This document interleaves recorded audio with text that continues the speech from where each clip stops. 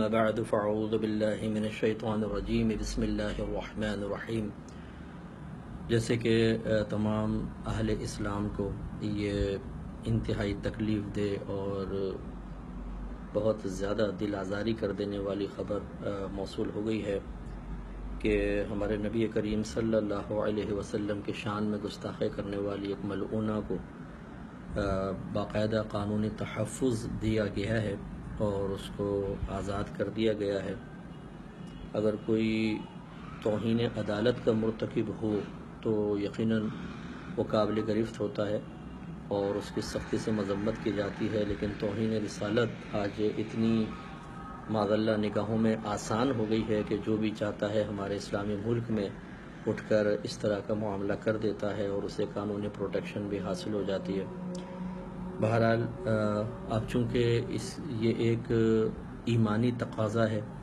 اور نبی کریم صلی اللہ علیہ وسلم کی عزت و ناموس کی حفاظت اپنے اپنی استطاعت کے مطابق ہر عاقل بالغ مسلمان مرد و عورت پر فرض ہے، تو اس لیے ہر مسلمان کو چاہیے کہ وہ اس سلسلے میں جتنا اللہ تبارک و تعالی نے قدرت و استطاعت دی ہے وہ اپنا کردار ادا کرے، اور جتنا علماء اہل سنت جو ہمارے اکابرین خصوصاً مفتی منیب الرحمن صاحب جو کچھ ارشاد فرما رہے ہیں اس کی روشنی میں لائے عمل تیار کریں۔ جہاں پرامن احتجاج ہے اس میں ضرور شرکت کریں، لیکن قانون کو اپنے ہاتھ میں ہرگز نہ لیں۔ اس طریقے سے مزید بدنامی کے اسباب پیدا ہوتے ہیں، لیکن اپنے گھروں میں بھی نہ رہیں۔ جس میں ہمت اور استطاعت ہے وہ ضرور اس احتجاج میں حصہ لے، اور ہم اس کی پرزور مذمت کرتے ہیں، اور میں تمام اپنے متبعین مریدین اپنے تمام شاگردوں، ویسے تو ہمارے الحمدللہ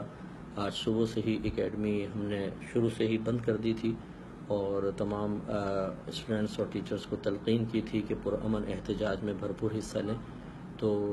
لیکن پھر بھی جو ایسے لوگ جو اکیڈمی نہ آ سکے یا جو براہ راست رابطے میں ابھی تک نہیں تھے، تو ان سب سے میں گزارش کرتا ہوں کہ اس معاملے میں ہرگز خاموشی اختیار نہ کریں، اور جتنا اللہ تبارک و تعالی نے آپ کو ہمت اور موقع دیا ہے اس کو بروئے کار لاتے ہوئے نبی کریم صلی اللہ علیہ وسلم کی عزت و ناموس کی حفاظت کے فریضے کو سر انجام دینے کی نیت کے ساتھ اپنے گھروں سے باہر ضرور تشریف لائیں۔